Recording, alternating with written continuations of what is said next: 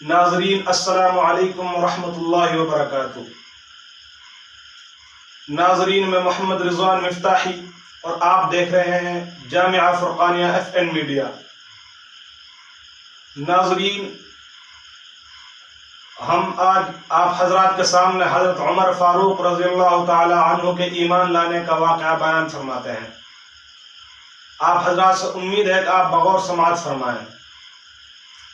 تو ناظرین، حضرت عمر رضی اللہ تعالی عنہ اس امت مسلمہ کے ایک مکمل اور کامیاب ترین انسان تھے،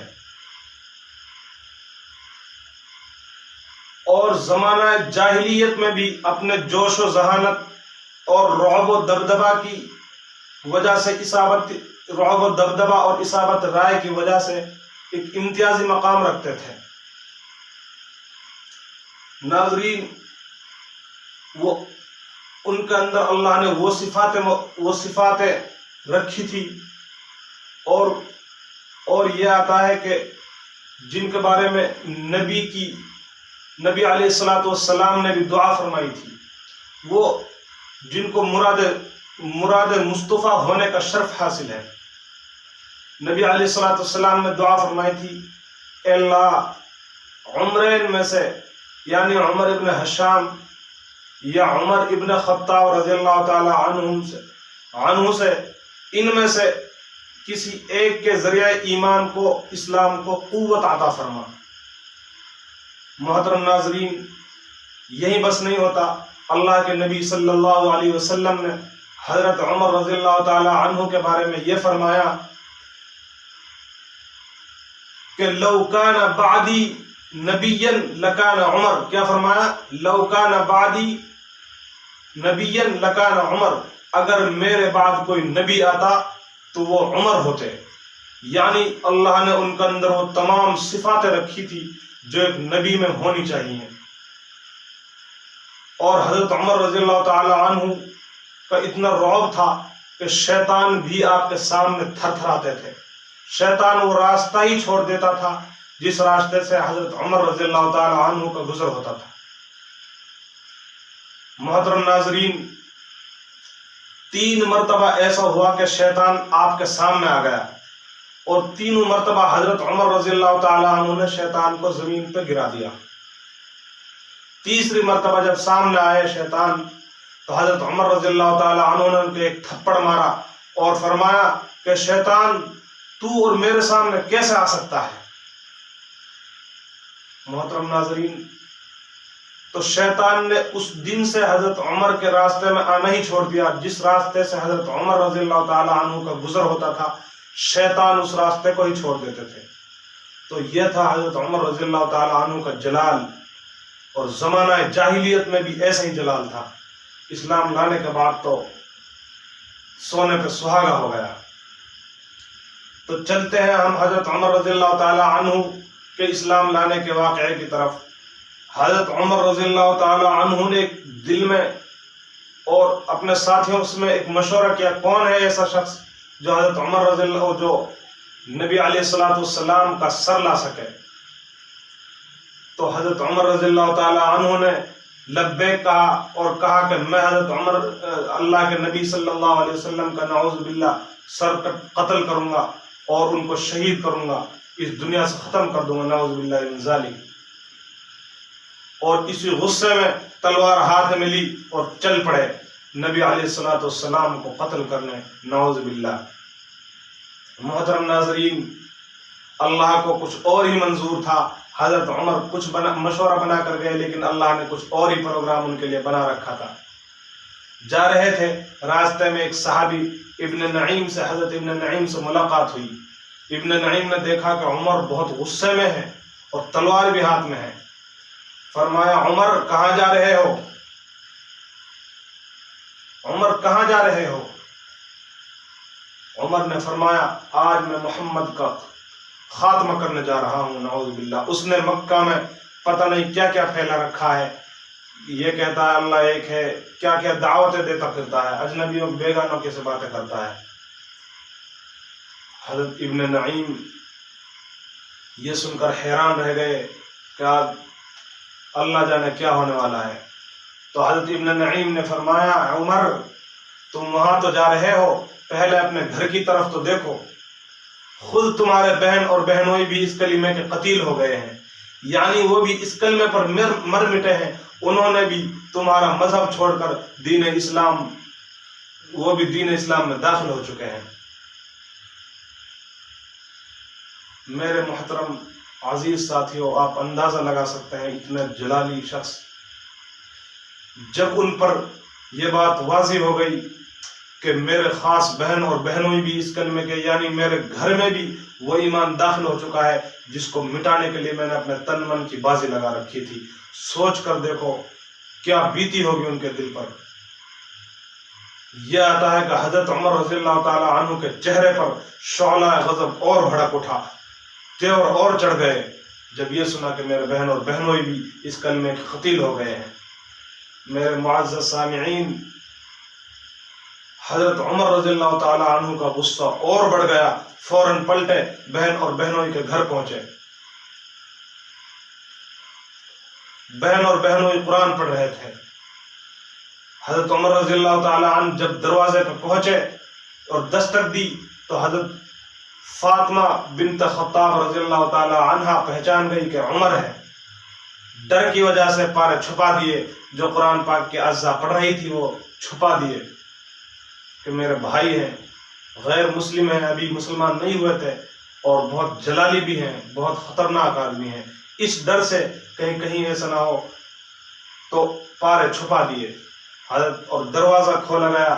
حضرت عمر بن خطاب رضی اللہ تعالی عنہ نے اپنے بہنوں سے پوچھ تاچھ شروع کر دی کہ کیا کر رہے تھے تم؟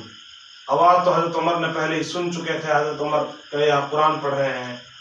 فرمایا کیا کر رہے تھے؟ انہوں نے کیا میں نے سنا ہے کہ تم بھی اسلام میں داخل ہو چکے ہو؟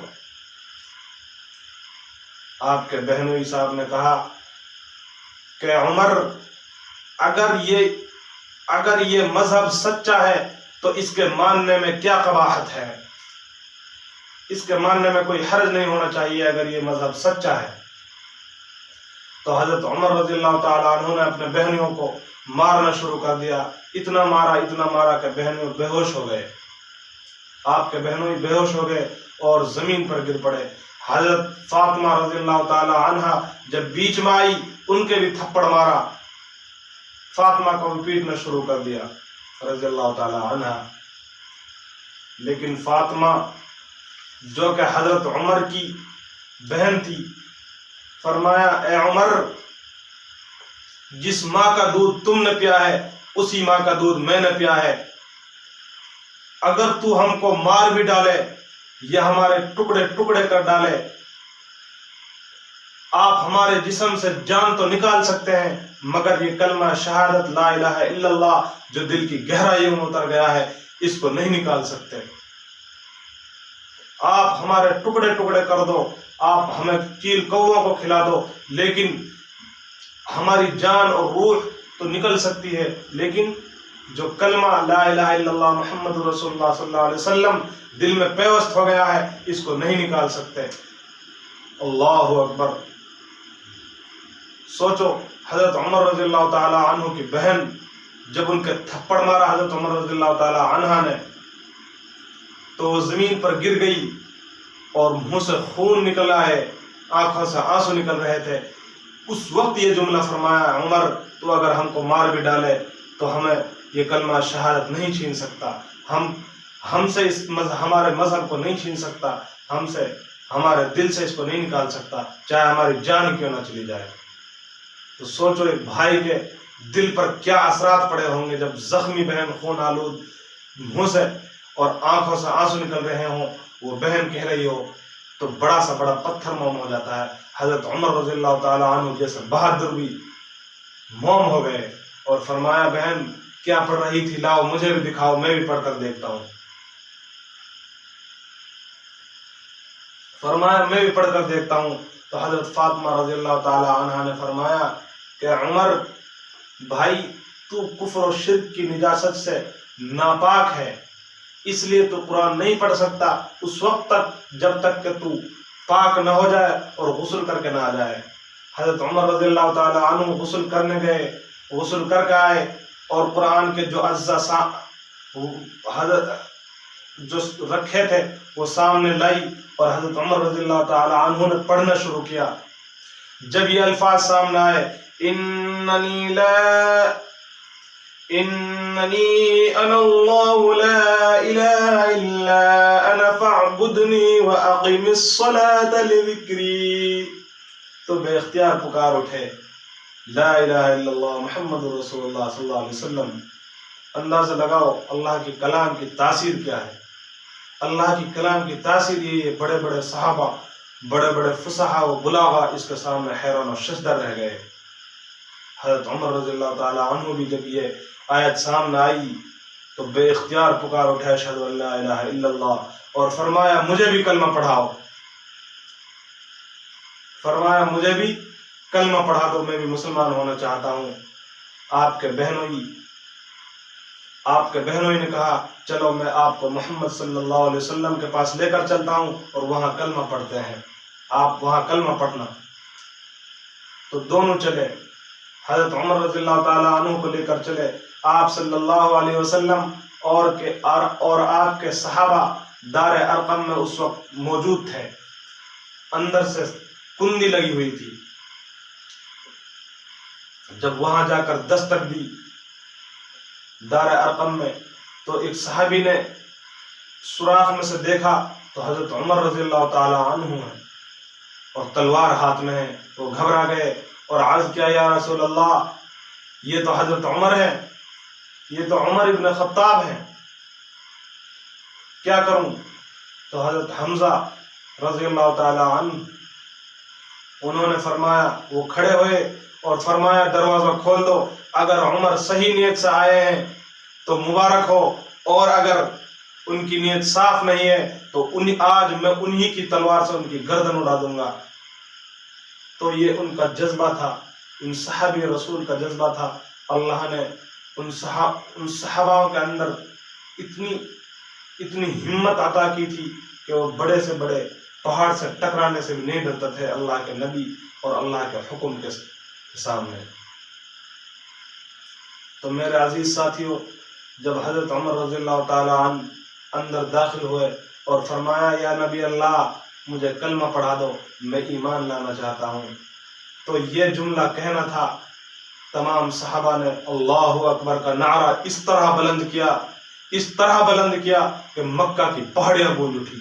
مسلمانوں میں خوشی کی لہر دوڑ گئی. ایک ایسا سمجھو جیسے پوری قوت، پوری طاقت ان کے اندر سما گئی ہو، کیونکہ حضرت عمر ایک بارعب شخص تھے. تو حضرت عمر رضی اللہ تعالی عنہ نے کلمہ پڑھا. صحابہ کرام اس وقت تک دار ارقم میں ہی نماز پڑھتے تھے، گھروں میں چھپ چھپ کر نماز پڑھتے تھے. حضرت عمر رضی اللہ تعالی عنہ سے پہلے 39 مسلمان تھے، صرف 39ویں مسلمان حضرت امیر حمزہ رضی اللہ تعالی عنہ تھے اور 40ویں مسلمان حضرت عمر رضی اللہ تعالی عنہ ہوئے. تو محترم ناظرین، جب حضرت عمر رضی اللہ تعالی عنہ مسلمان ہو گئے، کلمہ پڑھ لیا، تو فرمایا اے اللہ کے نبی آپ چھپ کر گھروں میں نماز پڑھتے ہیں، اب میں مسلمان ہو چکا ہوں، اب ہم کھلے عام مسجد میں اللہ کے گھر میں نماز پڑھیں گے.